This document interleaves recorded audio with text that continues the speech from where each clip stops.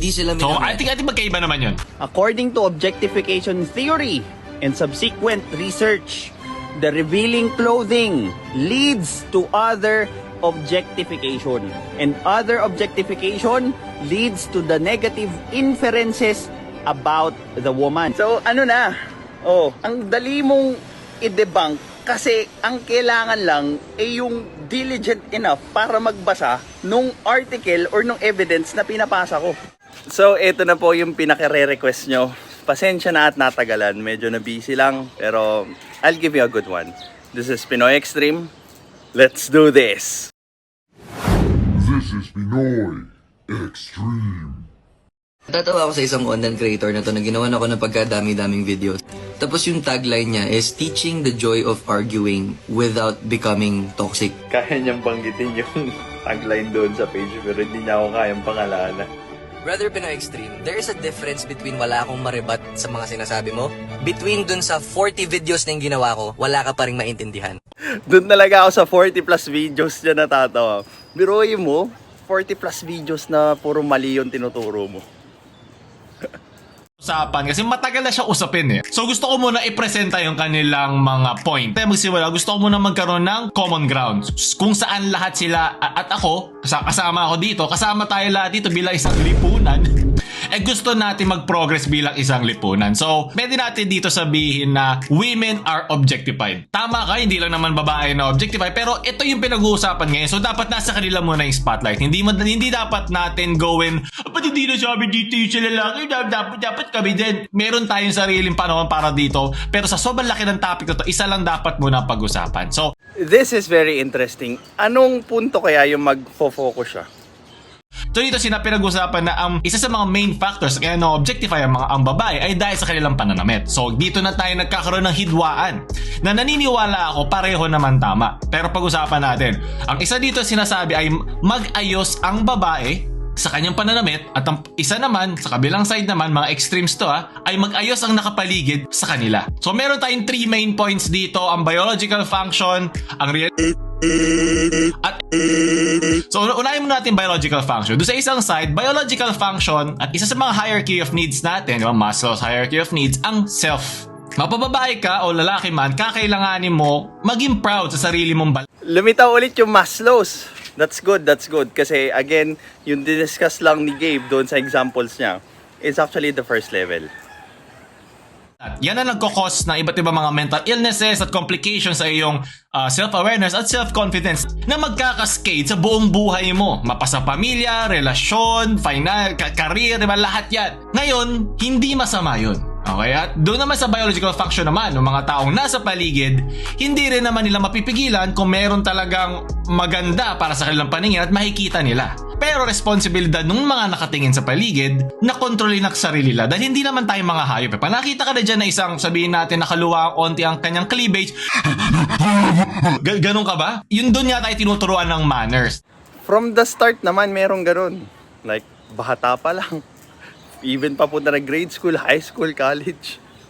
So, solidified na yung ganong klaseng idea. So, ibig sabihin, kahit nung bata pa lang tayo, kino-call out na tayo. Kino-call out na tayo ng mga mas matatanda sa atin kung ano yung mga dapat gawin at yung di dapat gawin.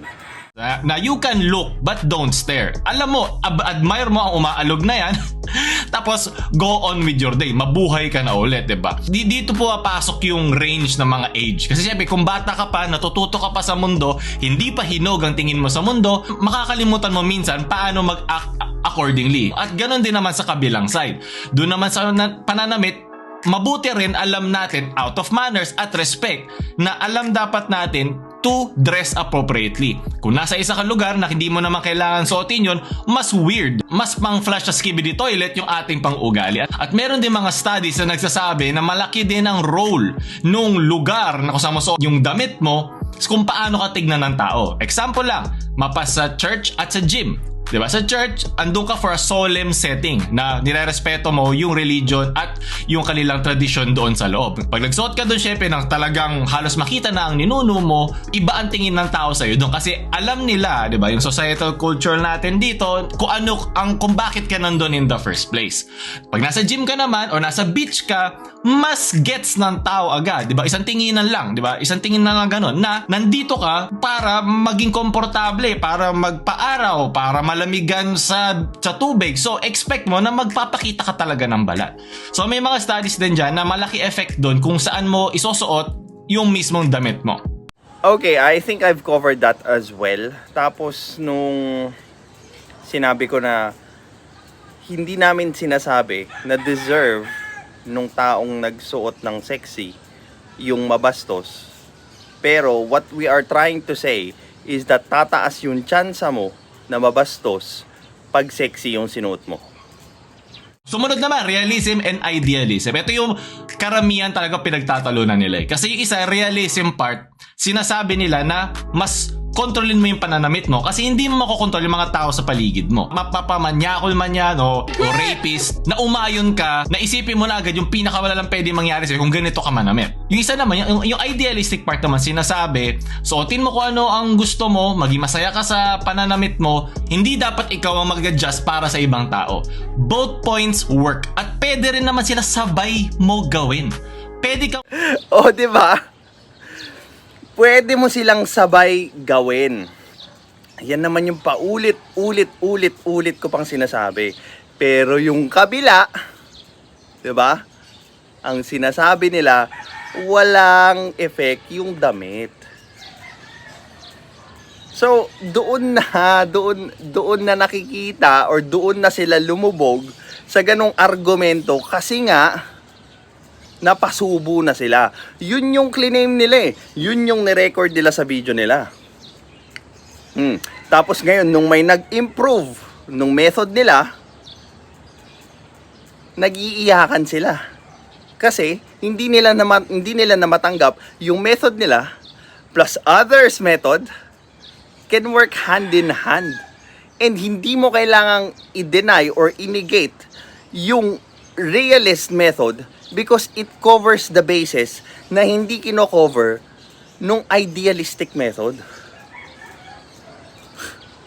Punta naman tayo dun sa isang magaling. Ano sabi niya? If we can work hand in hand. 'Di ba? Pagsamahin natin yung idea mo, yung idea ko. Tama ba? So, ganun. So, paano nga mangyayari yun? Ibabalik ko sa iyo yung tanong, paano mangyayari yun kung yung mismong sinusuportahan mo, ayaw na mag-work or makipag-work doon sa ibang ideas? O, dyan ka rin lumubog. Kasi pinilit mo na pwedeng mag-work ang two different ideas when in fact ayaw nung kabila. Maliwanag na. Sabihin nung isa, we can work together, walang problema dun. Hindi ako dapat yung tinatanong mo. Ang tanongin mo, yung kasama mo mag-live, di ba? Yung kasama mo mag-live, tapos pag yung mga audience nyo, tinatanong kayo ng mga bagay na ayaw nyo or hindi nyo kaya sagutin, ibablock nyo. Ano yun?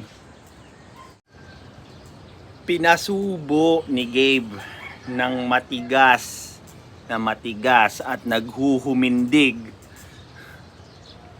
na prinsipyo. Cut. Pagkatapos ipasilip ni Gabe yung matigas at naghuhumindig na paninindigan niya doon sa issue, nung kinuha ni Les yung side niya, it's dahil nakikita niya yung pagiging broship nila. Na kahit anong paninindigan mo, kahit gaano pa katigas yan, kahit gaano pa kalaki yan, kahit gaano pa ka ironic yan,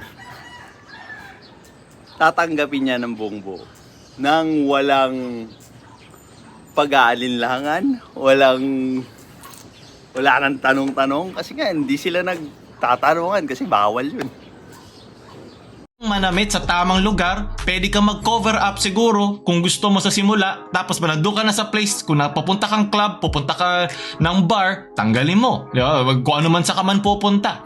Ang malungkot nga lang dito kasi sa pagsasaliksik ko, nung sinerch ko ibig sabihin ng femme fatale, based on history kasi talaga, mas tinitingnan natin ang appearance ng isang babae. Kaya nga sa lalaki, alam mo ano yung kanyang antonym, ano yung kabaliktaran niya sa kabilang side ng femme fatale? Status fetal. So sa version ng lalaki, hindi sila masyado nagre-rely sa itsura nila, mas nagre-rely sila sa kanilang status, sa kanilang success. At maintindihan niya ng karamihan ng mga lalaki dyan, di ba? Kaya nga galit na galit yung kabila kasi naapektuhan yung status nila.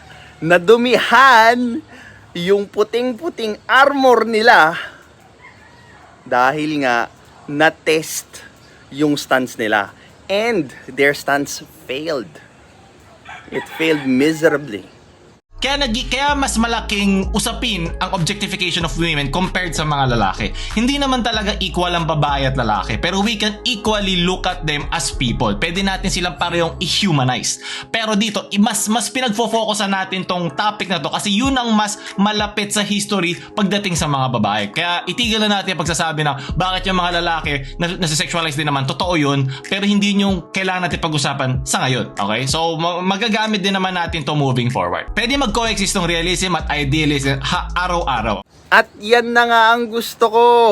Mag-coexist yung dalawa. 'Di ba? Para kung ano man yung basis na hindi nako-cover ng idealist methods, i-cover siya ni realist methods.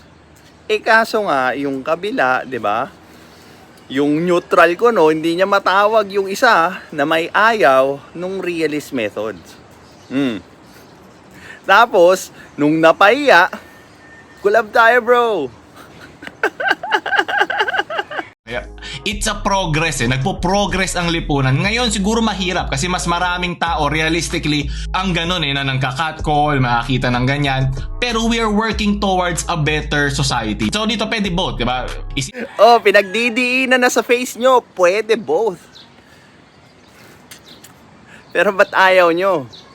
Isipin mo yung idealism na gusto mo, compromise ka sa realism ng tunay na buhay. At dahil itong sinasakripisyo mo ngayon, safety yan. Safety yan both ng mga tao sa paligid na pwede rin naman abusuhin ng mismong babae at vice versa. Yung safety din ng babae sa paligid din nila. Ito ay para sa pareho ko kayo binibigyan ng safety net na maintindihan yung parehong konsepto na to. Hindi ito para, huli kita, mali ka. Wala kasi yung kapupuntahan Brownie points lang to sa internet na hindi ka naman bibigyan ng skibidi star or +1 skills issue, di ba? Wala namang ganun Ang gusto ko dito matulungan lahat. At ang pangatlo dito, kasi ang usually ginagawa ng mga tulad ko na matagal ng internet yapper, almost 5+ years na tayo dito, huwag ka mag-complain at mag-compel na, aangal ako, ito dapat gawin mo. Ikaw kasi misogynist ka kasi, ikaw hayop kang homophobe, hayop kang white knight, hayop kang sheep, hayop kang lahat na ng pwedeng label na pwede mo ibato sa ibang tao online, di ba? Kino-compel natin sila sa isang gawain at ayaw ng tao yun. Kailangan mo ipaintindi sa kanila. So, don't complain and compel,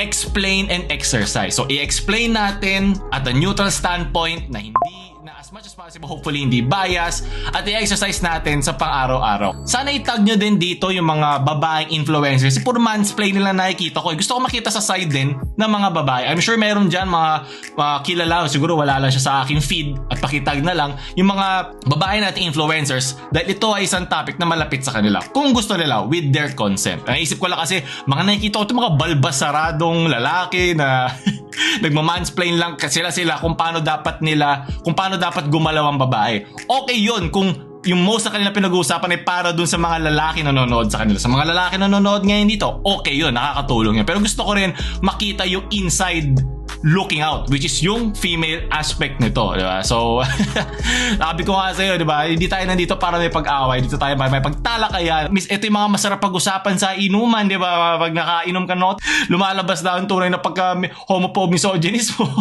Sukot dahil ginagawa niyong away ang hindi naman dapat away. Why?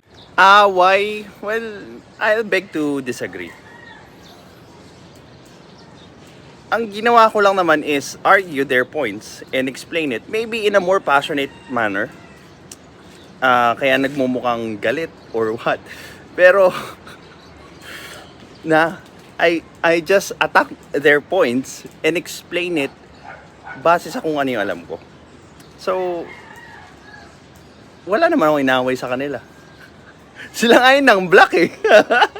So, maybe dapat sila yung tinatanong, di ba? Uy, galit ka ba? So, maraming salamat at na-brought up yun. Salamat sa pag-feature, Paulul. And, well, eto na nga. So, since mas na-open up na yung ganun topic, please, if you're not, hindi kayo nakaka-catch up doon sa series na yon, gumawa ako ng playlist doon sa topic na yon, and it's good. It's good to catch up with that kind of thing kasi nga, it will improve our critical thinking, which is yung main point ng channel ko, para at least magamit natin and hindi tayo maging biktima. This is Pinoy Extreme. Have a good day.